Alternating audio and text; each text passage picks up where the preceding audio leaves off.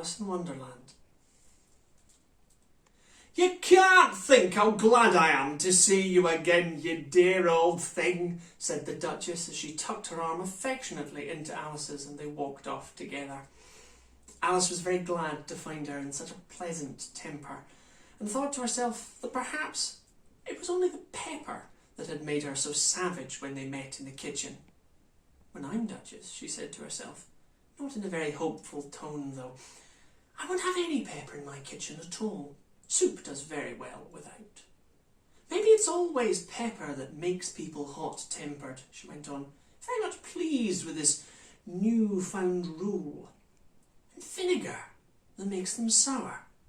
And chamomile that makes them bitter. And barley sugar and such things that make children sweet-tempered. Why, I only wish people knew that.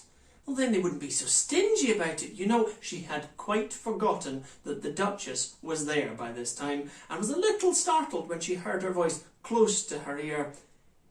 "You're thinking about something, my dear, and that makes you forget to talk. I can't tell you just now what the moral of that is, but I shall remember it in a bit."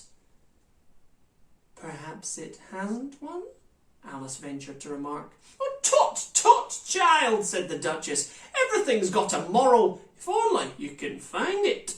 And she squeezed herself up a little closer to Alice's side as she spoke. Now, Alice did not much like her keeping so close to her.